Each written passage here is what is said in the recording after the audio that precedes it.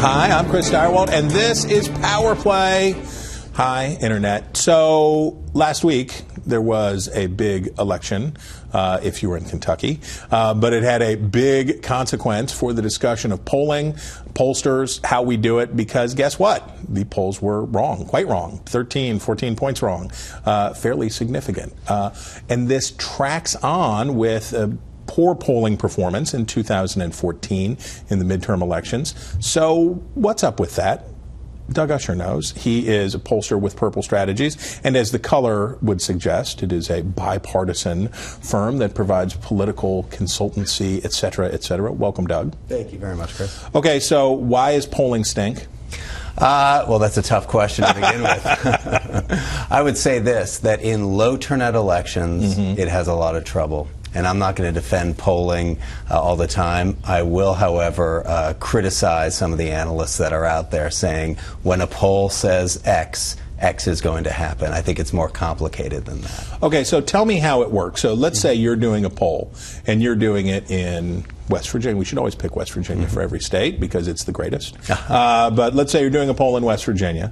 How much of your expectation for what turnout is going to be affects the results as you do the polls? Tell us how that process works. A good pollster that's thinking these things through properly takes a look at past turnout and what's happened in years past, takes a look at the sample itself, and finds out what it needs to know, what he or she needs to know about the individual voters to be sure that, first of all, they're either registered to vote in the past or they're new registrants. And if they know what those voters have done, which is public record on the file, that they've done a good mix of people who have turned out in the past and haven't, and then have a model that properly accounts for that. And verily I tell thee, Internet, this is what I am talking about. The quality of the pollster relates to the quality of the poll. This is not like scooping ice cream. You have to know how things were, and you have to have an educated guess about how they're going to be, what the electorate's going to look like. So, for example, in 2014, there was a guess. Is this electorate going to look more like a 2012 kind of electorate or more like a 2010 kind of electorate? And a lot of pollsters guessed wrong, that it would be sort of in the middle. Right. And as it turned out, it was a very 2010 kind of electorate, and that's how the Republicans got 9 seats when we were debating would they have 4 or 5, right? I think that's right. And I think if you take a look at the last few election cycles, certainly it's been more off, if you will, in favor of Republicans in the end. That is, the polls were a little more Democratic. Skewed Democratic, right. But that's in 2014, and then again just in this last poll in Kentucky, the last time in Kentucky. But if you look at 2012, you had, on average, about a 1-point advantage for Obama. He won by 4.5 points. Right. If you look at 2008, he also outperformed polls. But then if you look at 2010,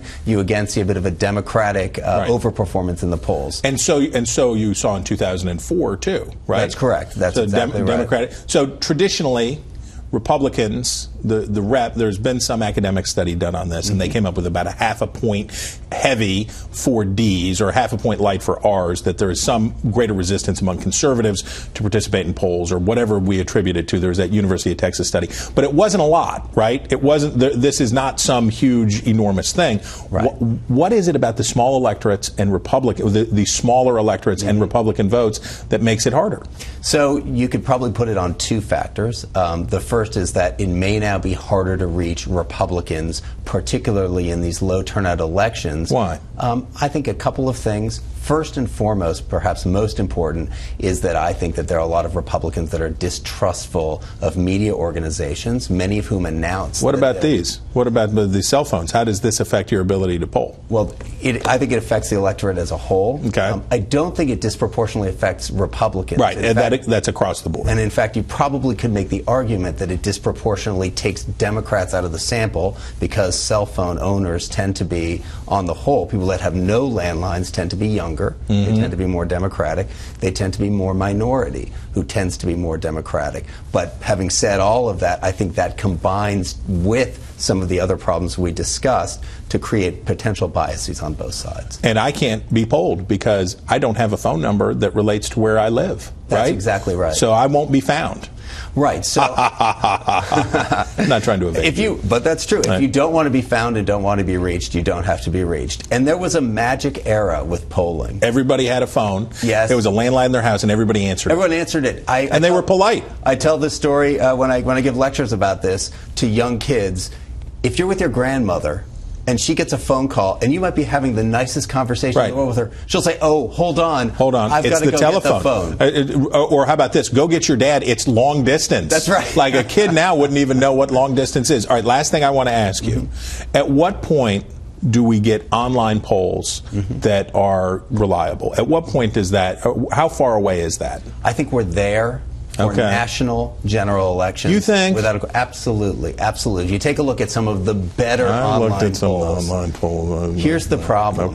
It's so cheap for a lousy online poll to be done that you could just send out a bunch of emails, take a bunch of responses, and say that's an online poll. Say everybody likes Neapolitan. The barrier to entry is almost zero, especially for places that have a big list of names. Listen to this, but he's so optimistic. He feels good about his sector. Well, look, think about the alternatives. What? The alternatives are, do you want to count lawn signs?